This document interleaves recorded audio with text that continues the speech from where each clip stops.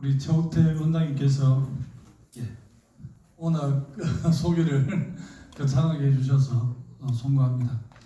여러 가지 경력 많이 소개해서 그럴듯한데요. 제가 그냥 조용하게 정치 활동을 하고 있어서 존재감이 없어서 잘 모르실 겁니다. 오히려 나이 드신 어른들은 저를 좀 잘 아는데 요즘 젊은이들은 저를 아는 사람들이 별로 없습니다. 사실 이제 국회에서 주요 현안에 대해서 강하게 어필하고 이슈 파이팅을 하고 의제를 주도해야 그래도 방송에 많이 나오잖아요. 제가 국회 기획재정위원회에 있습니다. 국회 기획재정위원회에서 작년에 그 재정정보원이라고 기구를 하나 만들었는데 주요 정부의 지출, 예산 지출에 대해서 상세하게 정보를 관리 운용하는 재정정보원이 있고 그 프로그램이 이브레인이라는 프로그램인데요. 한 1,400명 정도가 그것을 주로 검색하고 들어가서 보고 이렇게 합니다. 예를 들어 대통령이 어떤 데 가서 격려하고 비용을 얼마 쓰고 장관이 얼마 쓰고 이런 걸 중앙부처 공무원들 쓴 걸 전부 다 이렇게 기록하는데 그 국회 지금 부의장을 했던 심재철 의원이 우리 기획재정위원회 같이 활동을 하는데 심재철 의원께서 그 두 번 클릭을 하니까 그 접속이 돼가지고 모든 정보를 국민이 알 권리 차원에서 공개를 한다고 공개를 했어요. 근데 이제 우리 당 입장에서는 누구 친구 집에 갔는데 대문 열려 있고 안방문 열려 있고 금고 열려 있다고 돈 훔쳐오면 되느냐 이렇게 해서 논쟁이 많이 됐는데 제 옆에 국회 기획재정 제 옆자리에 김경엽 의원이라고 부천 출신 국회의원이 앉아 있고 그 옆자리에 강병원 의원이라고 은평을 지역구로 둔 국회의원이 있습니다. 우리 당 대변인을 하고 있는데 심재철 나경원 대표는 저 맞은편에 앉아 있었죠. 그래서 두 사람이 이제 그 정보 유출 문제 또 국민의 알 권리 차원에서 치열하게 논쟁이 붙었는데 우리 국민들이 그렇게 국회에서 싸우는 걸 싫어하지만 방송신문에서는 싸워야만이 주로 보도를 해줍니다.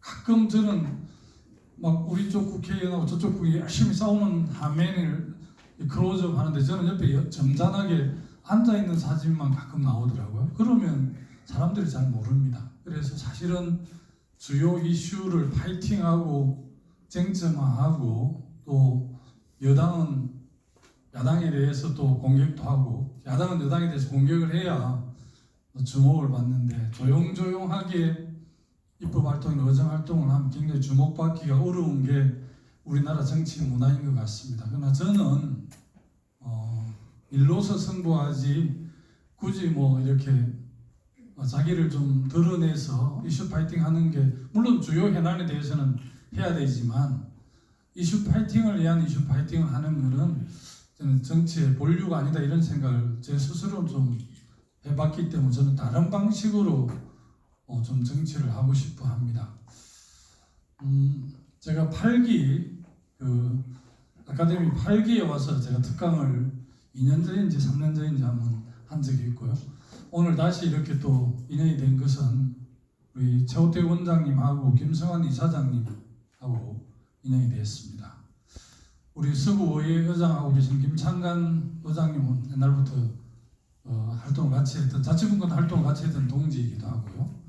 또 지금 구정을 맡고 계신 장종태 구청장님도 제가 잘 아는 편입니다. 우리 당에 129명 국회의원이 있는데 아무래도 기초든 강력이든 지방정부의 현안에 대해서 가장 좀 많이 고민하고 잘 아는 사람이 감히 김두관이 아닌가 저는 그렇게 생각을 합니다. 그래서 참 좋은 지방정부 위원장, 상임위원장 어떤 일을 하느냐 지난 6.13 지방선거에서 우리 기초자치정부가 226개입니다. 만 24년 전에 제가 초대 남해 군수를 할 때는 기초지방정부가 234개였습니다. 근데 행정구역이 통합이 되고 마산창원 진해도 통합이 되고 청주 청원도 통합이 되고 이렇게 해서 지금은 226개인데 작년 6.13 지방선거에서 압도적으로 더불어민주당에게 지방정부 살림을 맡겨주셨습니다. 151명이 우리 당 소속 시정, 구정, 군정을 하고 있고요. 17개 강력지방정부가 있습니다. 세종특별자치시가 강력이 돼서 17개인데 제주 원희룡 소속 지사하고 경북의 이철우 자유한국당 도지사, 대구광역시 권영진 대구광역시장만 빼고 서울, 인천, 경기, 충남, 세종시, 충북, 강원, 전남, 강주 말할 필요도 없고 전체 14개 지방정부 행정을 우리 당 소속이 맡고 있습니다. 이렇게 말씀드린 이유는 민선 7기에 대한 굉장한 기대가 있어서 더불어민주당 소속에게 맡겼습니다. 기초도 강력의원은 압도적입니다. 제가 어제 경기도 의회에서 특강을 했는데 경기도 도의회 의원들이 142명인데 136명이 우리 민주당 소속 도의원들입니다. 견제가 안 되는 거죠. 다른 당은 원내교섭단체 구성되지도 않습니다. 서울시도 마찬가지입니다. 그래서 이거는 바람직하지 않다. 특정 당이 지방의회를 3분의 2 이상 맡는 게 옳지 않다 해서 원혜영 국회의원하고 제가 지금 법안을 준비 중에 있습니다. 지금 준비하고 전문가들 자문도 구하고 있는데 민주주의 원리라는 게 기본적으로 견제와 균형 원리가 작동돼야 이게 민주주의가 구현이 되는 거기 때문에 한 당이 그렇게 많이 맡는 게 바람직한가 이런 생각을 해봤습니다. 오늘 주제는 여기 적혀있는 대로 새로운 100년 대한민국 미래는 지방이다, 지역이다라는 거죠. 지역이 대한민국 미래다 이런 주제인데요. 사실은 제가 학자가 아니라서 주제를 넘나들어서 좀 두서없이 강연을 하더라도 우리 아카데미 회원들께서 잘 가려서 들어주실 것으로 저는 그렇게 믿겠습니다.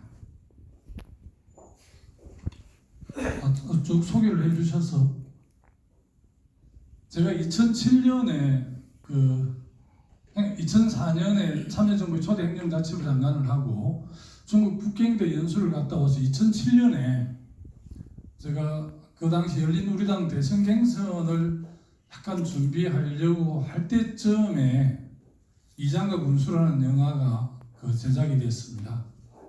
차승원하고 유해진 주연인데 그 당시는 250만인가 개우 손익분기점 정도 됐다 하더라고. 히트를 못했는데 이 사람들이 뒤에 무슨 프로그램을 했죠. 텔레비전에 한 끼 줍쇼인가 1박 2일인가 뭐죠? 삼시세끼. 삼시세끼. 아유 정확하게 변호사님 아시네. 삼시세끼가 히트를 해서 가끔 밤에 케이블 텔레비전에서 이장과 군수라는 그 영화를 상영해 주더라고요. 그래서 오히려 최근에 본 사람들이 간혹 있더라고요. 대한민국에서 이장 출신으로 군수가 된 사람 제가 처음이고요. 아직까지 이장 출신이 도지사도 없고 장관도 없고 국회의원도 없습니다. 제가 유일하게 타이틀을 갖고 있는데 더 재밌는 것은 여러분들은 재미가 없지만 저는 개인적으로 굉장히 의미 있게 생각하는데 제가 이 경력에 크게 풀 경력을 쓰면 제가 경북 영주시에 있는 영주경상전문대학에서 제가 2년간 졸업을 하고 부산 동아대학교 정치외교학과에 편입을 해서 3학년 4학년을 다녔습니다. 그런데 영주경상전문대학이 지금 교명이 경북전문대학으로 바뀌었는데 경북전문대학 출신으로 도지사, 장관, 국회의원을 제가 처음 온 사람이거든요. 아무도 그 기록을 아직은 못 깨고 있는데 2003년에 16년 전이죠. 2003년에 44살 때 제가 최연소 장관을 했는데 그래서 모교를 방문하니까 전문대학 처음으로 장관이 국무위원이 나왔다고 기념 식수를 하나 심어놨습니다. 그래서 제가 영주에 1년에 한 두세 번 가는데 지난번에 가보니까 16년 전에 심어놨던 소나무가 너무 무럭무럭 잘 자라고 있더라고요. 그래서 어쨌든 그 전문대학 동문들이 지금도 경력을 써줘서 너무 고맙다고 제가 선거 때마다 후원도 많이 해주시고 합니다.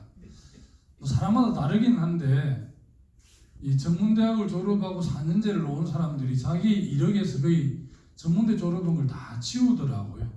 그런 사람 너무 많습니다. 왜 그런지는 제가 굳이 설명드리지 않겠습니다만 저는 첫 대학 생활을 한 게 경북전문대학, 제가 다닐 때 영주경상전문대학이었기 때문에 늘 쓰고 있고요. 수많은 경력이 있지만 저는 마을 이장을 했던 경력을 가장 자랑스럽게 생각을 합니다. 최근에 이장 수당 인실화 그리고 위상 제고를 위한 법률안을 지방자치법 일부 개정 법률안을 제가 내놨고요. 지금 이장 통장들이 한 달에 고생한다고 갱년비를 20만 원 받습니다. 그리고 회의 한 번 할 때 2만 원을 받기 때문에 24만 원을 받고, 마을 이장들은 영농 회장을 겸하기 때문에 농협에서 한 10만 원을 줍니다. 그래서 월 34만 원을 받고, 도시 통장들은 영농 회장을 겸하지 않기 때문에 받지 않죠.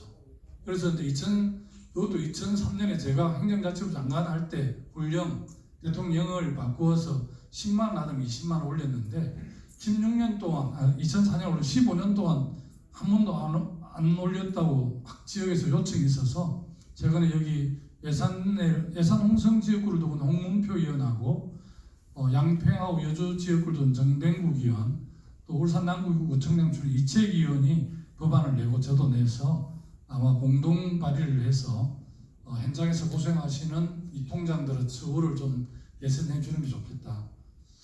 올해 2019년도 최저임금이 시간당 8,350원인데 24만 원을 하루로 치면 하루 8,000원입니다. 1시간 최저임금도 안 되는 거죠. 그거 한 10만 원 올리는 거에 논란이 있는데 10만 원 정도 올리는데 사실은 예산이 3천억 정도 더 들어갑니다. 전국에 이 통장들이 9만 8천 명 정도 되거든요.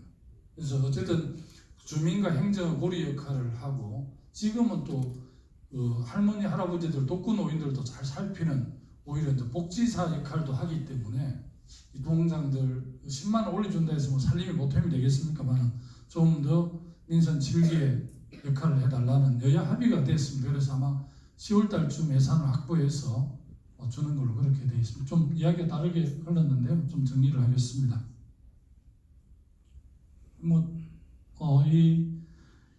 여러분도 보시기에 오른쪽 사진은 그 독일 통일의 상징인 브란덴부르크의 사진 찍은 겁니다. 제가 2012년 경남도시락 중도 사태하고 대선 경선에 참여하고 낙선하고 나서 독일 정부 초청으로 베를린 자유대에 제가 1년간 연수를 했습니다. 그때 찍은 사진인데요. 지난 100년은 정말 일제강점기 독립운동, 또 정말 가난한 나라에서 원조받는 나라에서 원조를 하는 나라로 바꾸는 기적을 창출한 산업화, 그리고 또 한국의 민주주의, 이런 부분들이 근세 100년을 감통하는 키워드입니다. 독립운동, 산업화, 민주화. 그냥 사진이 상징적으로 말해주고 있죠. 이 올해가 방송에서 하도 많이 특집을 해서 듣기 싫을 정도로 많이 들으셨을 건데 3.1 운동의 100주년, 그리고 상해 임시정부 수립 100주년인데요. 100주년이라는 의미도 있지만 상해 임시정부가 민주공화국을 선포를 했습니다. 그래서 대한민국이 오늘날 군주의 나라가 아니라 국민의 나라가 된 그 계기입니다. 그래서 상해 임시정부에 대한 논란들이 있지만 굉장히 큰 의미가 있고요. 또 이런 동족 상자는 비극, 독일 간부 간호사들 간 사진입니다만, 그리고 우리 노동자들의 그런 피와 땀의 노력, 또 산업화 시대를 이끈 박정희 대통령의 리더십이 있었기 때문에 결합을 해서 산업화에 성공을 했고 민주주의 이런 역사를 흘러왔습니다. 2차 세계대전 이후에 민주주의와 산업화를 동시에 성공한 나라가 대한민국 유일한 나라입니다.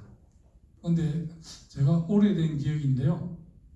싱가포르의 유명한 변호사가 한국에 와서, 그분의 기억은 조남이 기억이 안 나는데, 그분이 어떤 모임에 특강을 하면서 한국에 와서 2번 놀랐다고 그렇게 표현을 했습니다. 한 번은 산업화와 민주주의를 동시에 쓴 기적에 대해서도 굉장히 놀라웠고, 또 하나는 자기가 한국에 상당수 사람들을 만났는데 자기 나라가 얼마나 대단한 나라인지를 한국 사람들이 잘 모르더라는 겁니다. 인지를 안 하고 있더라고요. 그래서 그 점에 대해서 굉장히 놀랐다라고 그러더라고요. 최근에 우리가 그 3080 클럽에 합류를 했습니다.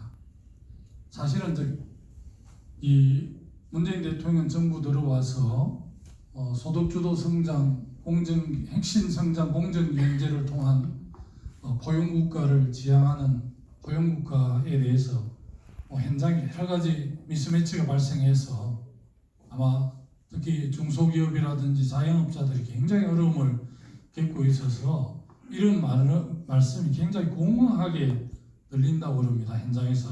그러나 현실인데 사실은 3만 부를 돌파하고 우리 인구가 5천만이 넘어서 3050 클럽에 합류를 했는데요. 전 세계 7개 나라밖에 없습니다. 아시아에는 우리나라, 일본밖에 없고요. 중남미, 미주 대륙을 전체 합해서 미국, 유럽에 이태리, 독일, 영국, 프랑스 4개 나라가 3050 클럽이고 캐나다하고 호주는 대륙이고 소득은 한 4만 불, 5만 불 될 겁니다. 그런 나라는 인구가 5천만이 안 됩니다. 그래서 합류가 안 되어 있고요. 또 중국이나 인도 같은 경우는 또 인도네시아, 러시아 이런 나라는 굉장히 강한 강대국이라고 할 수도 있는데 그런 쪽은 1인당 GNP가 아마 지금 10,000불, 15,000불 이 정도 되기 때문에 그래서 합류를 못했고요. 작년에 처음으로 6,000달러를 돌파하고 굉장히 대단한 역사를 이루었지만 우리나라가 얼마나 불평등한 나라인지 너무 잘 아시죠? 동국대 김낙균 교수입니까? 그 교수님 통계 자료를 보면 다 나와 있는데요. 상위 10%가 전체 대한민국 자산 한 60%를 갖고 있고요. 하위 50%가 갖고 있는 자산이 전체 1.8% 정도 됩니다. 사실은 미국, 영국, 우리나라가 굉장하게 소득 불평등, 자산 불평등, 양극화가 심한 나라죠. 이런 걸 극복하지 않고 미래가 있을까 싶습니다. 그래서 현장에서 많이 동의하지 않지만 한편으로는 아마 문재인 대통령도 욕을 먹으면서도 지금 경제 기조를 보완하고 수정은 할지라도 큰 기조는 바꾸지 않겠다는 생각을 하시는 것 같습니다. 그래서 우리 정치권 당하고는 약간의 이견도 있고 좀 논쟁도 있지만 그렇게 해서 포용국가로 가는 길만이 양극화를 극복하고 정의로운 나라가 된다고 생각하는데 지금 현장에서 어려우니까 내려와라 하고 여러 가지 이야기를 많이 한다는 이야기를 너무 많이 듣고 있고요. 자, 그래도 우리 당 국회의원들 129명 중에서 그래도 현장하고 아마 우리 일반 시민들하고 국민들하고 가장 많이 소통하는 사람 중에 하나라고 저는 감히 자부합니다. 또 제가 참 좋은 지방정부 상임위원장을 맡아서 여러 가지 현장에 들은 이야기들을 당의 정책위원장이나 사무총장이나 당대표한테 제가 전달도 하고 그렇게 합니다. 사실은 2년 전에는 거의 전쟁 위기였습니다. 그래서 우리 국민들이 굉장히 많이 걱정을 했는데 평창 동계올림픽을 계기로 해서 남북이 좀 이렇게 교류하고 특사가 오고 하면서 역사적인 남북 정상회담이 작년 올해 3번에 걸쳐서 열렸습니다. 그리고 70년간 적대적 관계였던 북한과 미국이 싱가포르 회담도 하고 하노이 회담도 했는데요. 우리 국민들이 굉장히 열정이고 빨리빨리 정신도 있고 좀 비판적으로 이야기하면 냄비근성도 좀 있고 이러는데 그 70년간 적대 관계였던 북한과 미국이 회담 2번으로 비핵화가 완성이 되고 한반도의 평화와 번영의 시대가 당장 도래할 거라고 생각한 사람들이 제가 볼 때는 제대로 생각이 없는 짧은 사람들이죠. 다만 국정을 맡고 있는 정부 여당 측에서도 나는 일말의 책임도 있고요. 언론도 너무 과도하게 좀 부푼 면도 있고 그렇습니다. 사실은 남북 문제만큼은 더 차분하게 가야 되는데 굉장히 많이 들떴잖아요. 조금 주변나라를 돌아보면 1970년에 주거장막이었던 중국을 그때 미국의 리차드 닉슨이 중국 국경을 방문합니다. 그래서 유명한 상해 공동성명이 나오는데요. 그 마쿠에서 활동했던 사람이 유명한 키신저 장관하고 주올레 총리입니다. 근데 그 사람들이 어떤 계기로 중국하고 미국이 교류와 협력을 하게 됐냐면 그 한 해 전인가 2해 전에 있었던 나고야 세계 탁구 선수권 대회에서 미국하고 중국하고 탁구 시합을 합니다. 그래서 그 주거 장막을 뚫은 애교를 핑퐁 애교라고 해서 아마 여기 있는 분들은 다 알 겁니다. 지금 20, 30대 세대들은 잘 모르는데 70년에 닉슨과 대통령이 중국 북경에서 만났는데 수교는 7년 뒤에 79년에 미국과 중국이 수교를 합니다. 그리고 베트남하고 미국은 직접 전쟁을 했지 않습니까? 북한 입장에서 보면 미국하고 북한이 직접 전쟁을 한 나라입니다. 한미 온도로가 해서 중공은 북한을 했고 유엔 16국은 우리를 지원을 했는데, 베트남이 도이모이 기업 개방 정책을 1986년에 도이모이 정책으로 전환을 합니다. 기업 개방 정책을 하는데, 미국하고 수교는 1995년에 하거든요. 9년 정도 걸렸습니다. 그래서 사실 남북 문제는 정치적으로 정부 여당도 활용하면 안 되지만 야당도, 그리고 빙산의 일각을 언론에서 보도해 주는 건데, 문재인 대통령이 그제 미국 가서 아무런 실속이 없는 회담을 하고 왔다고 야당에서 맹공을 하고 언론에서도 그렇게 보도를 하는데, 나도 정보가 없지만 보이지 않는 많은 언론을 하고 왔을 겁니다. 근데 아시죠? 우리나라 정당 문화는 이게 타입이나 대화가 되는 문화가 아니고 연정이나 협치의 역사가 없기 때문에 대통령 선거 끝나는 그 다음 날부터 다음 정권을 위해서 싸웁니다. 제가 2016년에 처음 국회의원 될 때는 야당 국회의원이었습니다. 박근혜 대통령이 국정을 맡고 있었기 때문에. 근데 이제 탄핵이 되고 문재인 대통령이 국정을 바꾸게 돼서 지금은 제가 여당 국회의원인데요. 여당 국회의원 2년 전에 되고 나서 기재위 회의를 하면서 야당 국회의원들하고 점심 먹을 때는 이제 사적으로 차 마실 때, 야, 그렇게 발목 잡지 말고 좀 국정에 협조해달라 이렇게 그냥 우스개로 이야기를 하면 지금 자유한국당 국회의원들 반응이 뭐 바로 적극적으로 옵니다. 절대 협조하지 못한다고. 당신들이 야당일 때 어떻게 했는지를 한번 생각해봐라. 민주당 너들은 우리보다 몇 배 더 했다고 이렇게 이야기하는데, 그 말이 반쯤은 맞고 반쯤은 틀리지만 수긍이 충분히 가잖아요. 그렇게 돼 있습니다. 올로와 나싱이니까 대통령이란 권력 구조가 다 먹거나 다 빼앗기거나 그런 구조거든요. 그러니까 우리나라는 타협이 안 됩니다. 지금 국회가 4월 국회를 열어놨는데 지금 공회전하고 있잖아요. 그래서 참 우리 아카데미가 대단하다고 생각을 합니다. 국회의원들 요즘 지나가다 빠마마우치는 당인데 좋은 자리까지 이렇게 마련해가지고 강의하러 기회를 주시니까 얼마나 훌륭하신 아카데미입니까? 오래오래 기억을 하겠습니다.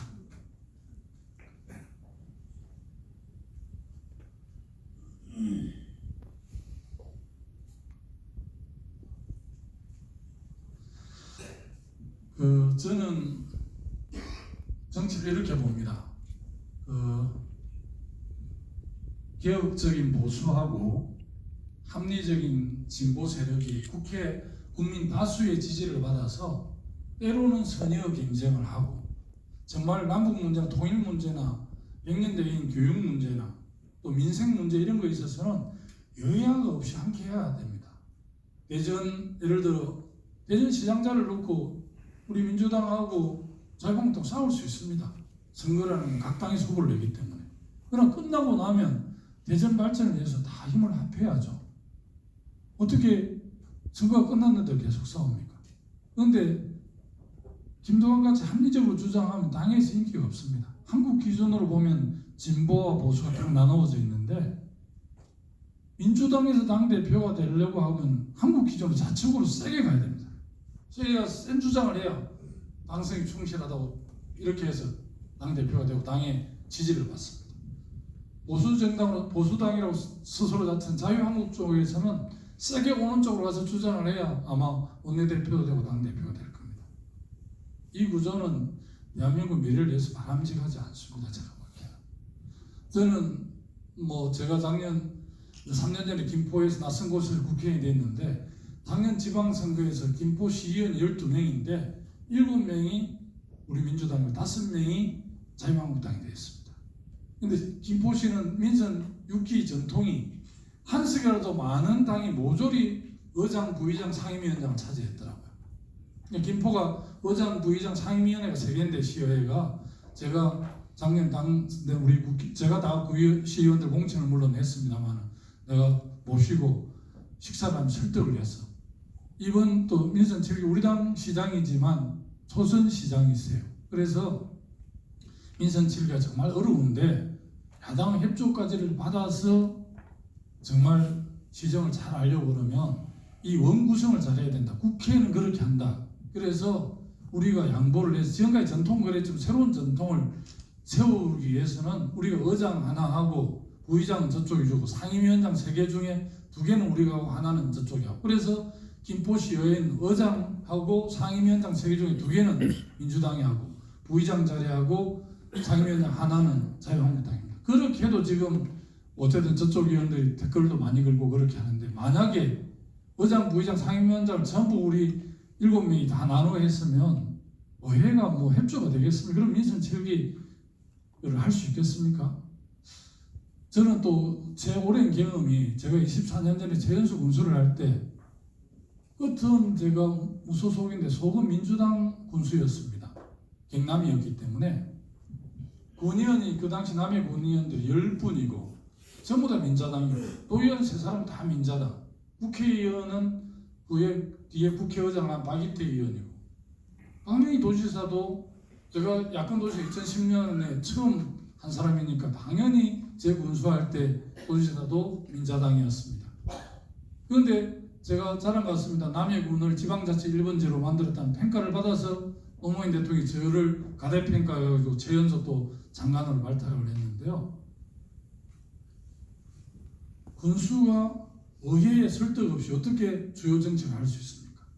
그래서 맨날 군의원 선배들하고 밥 먹고 소주 먹고 설득하는 게 일이었습니다. 2010년 경남도지사가 됐는데 도의원 59명 중에 42명이 한나라당이고 17명이 민주당, 국민참여당, 민주노동당입니다.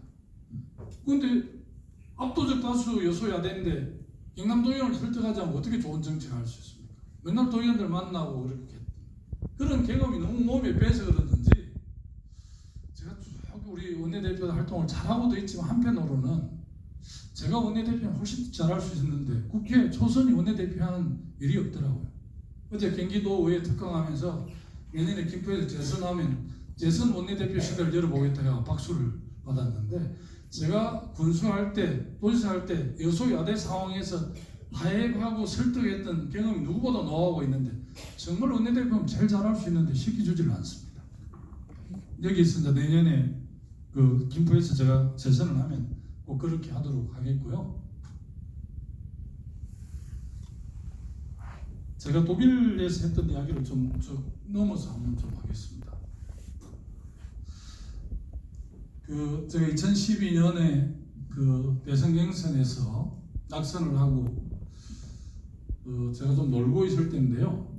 제가 기초하고 강력하고 또 지방정부를 도와주고 지원하는 도우미 부처자 지원 부처인 행정자치부 장관을 하면서 3대 특별입법도 만들고 그 유명한 주민자치법도 만들고, 제가 지방자치에 약간 상징처럼 되어 있습니다. 동의를 안 하시겠지만. 그래서 대한민국의 수많은 대학의 행정학과도 있고 정책교학과도 있고 지방자치 강의할 게 많은데, 뭐 도지사 하다가 중도 사퇴하고 대선 경선에 떨어졌다고 그러는지 단 한 군데도 저보고 와서 뭐 특강을 해달라거나 같이 좀 공부를 하자고 한 데가 없더라고요. 그런데 참 독일이 저 사람 볼 줄 알더만요. 독일 정부에서 저를 초대해가지고 1년간 독일에 연수를 했잖아요. 근데 제가 나이는 많지 않지만 2013년에 그랬습니다만 제가 무슨 이 나이에 학위를 따라 독일을 갔겠습니까? 유럽 사회를 보고 듣고 느끼러 갔는데, 개인적으로는 대선에 떨어져서 저와 함께 했던 많은 사람들의 마음에 상처를 줘서 또 경남도민들이 중도 사퇴를 했기 때문에 제가 7년 동안 경남에 갈 때마다 사죄를 합니다만, 저 개인적으로는 유럽을 볼 수 있어서 참으로 다행스럽게 생각을 합니다. 그래서 도지사나 대선 경선에 이기면 좋지만 최선을 다했는데도 떨어지더라도 큰 선거를 하면 정치적 자산이 남는다는 말을 노무현 대통령께서 저한테 해주셨는데 저도 직접 그런 경험을 했습니다. 그래서 독일 가서 제가 주목한 부분이 사실은 연합 정치하고 정책 개선 문제를 제가 집중적으로 좀 들여다봤습니다. 통일 문제는 말할 필요도 없고요. 독일은 아시다시피 1948년에 서독하고 동독 정부가 각각 정부가 수립이 됩니다. 서독은 바이마르 공화국을 주도했던 사회민주당이 집권할 줄 알았는데 한석이 모자라가지고 지금 메르켈이 속해 있는 기독교 민주당, 기민당이 아데나워 정부를 출범을 시킵니다. 그래서 아데나워 독일 대통령 철저하게 친서방 정책을 해서 프랑스, 영국으로부터 은조를 많이 받아내고 더 많은 은조를 어디서 받아냈냐? 미국으로부터 받아냈습니다. 그 독일 원조 프로그램을 주도했던 사람이 마샬 국무장관이었기 때문에 그 유명한 마샬 플랜의 강력한 지원을 받아가지고 독일이 기본적으로 국민들이 머리가 뛰어나고 소위 지적 인프라가 있었기 때문에 우리 한국 사람이 볼 때는 라인강의 기적이라고 이야기하는 기적을 만들어냈습니다. 그런데 제가 독일 가서 물어보니까요, 독일 사람들이 라인강의 기적도 잘 모를 뿐더러 라인강의 기적을 인정하는 사람 아무도 없었습니다. 우리 경제 주체인 기업과 정부와 그리고 가게, 국민들이 함께 노력해서 이룩한 성과지 무슨 기적이냐, 기적에 동의하지 않았습니다. 그런데 독일이 저렇게 잘 된 것은 저는 정치의 영역이 크다고 생각합니다. 어쨌든 그렇게 해서 철저하게 친서방 정책을 통해서 어느 정도 자리를 잡고 나니까 한 20년 흘렸죠. 48년부터 68년까지는 기민당이 집권을 했는데, 기민당 보니까 새로운 대탕트 시대에 이제 독일이 미래를 더 힘차게 열어가려고 그러면 소련을 비롯한 동구 사회주의와 교류 협력을 통해서 독일의 미래를 열어가야 되겠다는 생각 국민들이 판단했는지 68년에 유명한 빌리 브란트 사회민주당의 정권을 맡깁니다.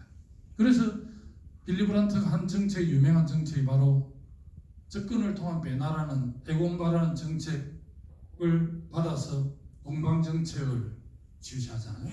동방정책을 해가지고 동독을 상당히 많이 지원을 합니다. 지원을 하니까 그 당시 야당이었던 집권 여당이었다 야당이 된 기독교 민주당에서 우리나라로 치면 허죽이라고 굉장히 비난을 하고 댓글을 걸었습니다. 그럼에도 불구하고 빌리 브란트의 동방정책을 끊임없이 설득을 하고 양해를 구하고 또 독일이 이제 중간에 생각하면 기민당 입장에서도 동독을 잘 관리하는 게 미래 독일에 굉장히 유리하게도 판단하니까 3인당이 지원해도 기민당이 모르는 척하고 기민당이 또 지원을 해도 모르는 척 했습니다.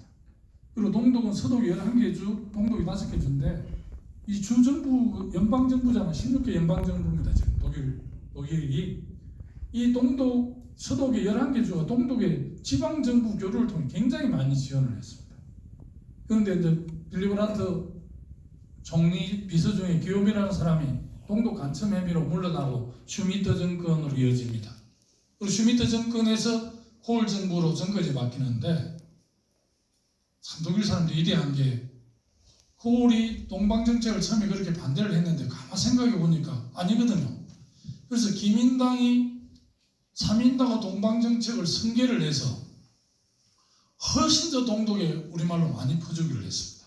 고속도로 3개 나와주고 고속도로 놓는 건 다 서독정부가 내고 통행료는 동독정부가 받게 하고 동독에서 자유화 운동을 하다가 목사나 이런 분이 체포됐다고 신문에 나면 거기 뭔 사인이냐면 서독 너가 이 정치금을 돈으로 사가라는 사인입니다.